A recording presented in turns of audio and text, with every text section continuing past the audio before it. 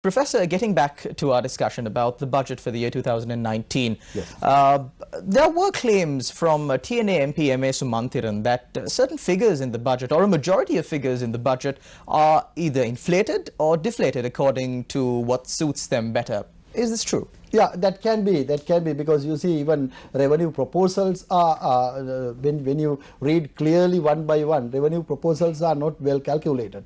The issue is that because when you try to get revenue from the commodity goods and services, you need to understand what is the elasticity of it, which means that if you increase the price, whether you get the same amount people purchasing or less amount people purchasing. Whether or not the demand would increase or reduce. Because the best example I gave you, that the cars. vehicle demand. So that therefore the many estimates I don't say very rational estimates, and the improving income tax also very important, but the problem is the information handling. I think the couple of years we were talking about how to rationalize the tax system, which means taking more information from the people. So still in the country, if we see the tax proposals, we have to improve the information, how we get the correct information, how to get the income tax, and all these things we have to target. Speaking about taxing the general public of Sri Lanka, it's a known fact that Sri Lankan people do not like to pay taxes.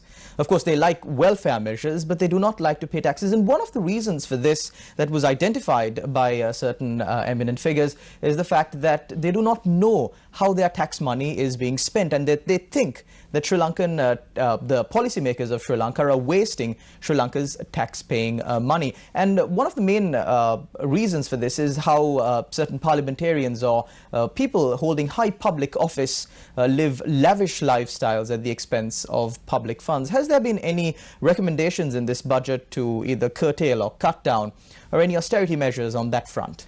I don't see such movements, but we can say that the digitalization or computerization of the taxation department with the new tax act is going on, but it is very lethargic. We can't see very speedy way it is going on. So we need to increase the information and data, and then only we can go for this one. And the other thing, that the people pay taxes for each and every good they consume. Now the last 4 years, if you see, about 60% of tax growth has come from the goods and services. So this is a situation where in developing country prices are going up, so people can't live. So that's why people come into roads and asking higher salaries. But when you increase salaries for only public sector, there is an issue, because only 1.4 million in the public sector, but there are 3.1 million as the private sector people, and there are about again 3.4 million about the what we call on account workers. So therefore all these people, they have to sacrifice to increase the salaries only for public sector. So, and to increase taxes for these. So this is a very interesting thing you have to understand. All the time we have been practicing this traditional budgetary pattern.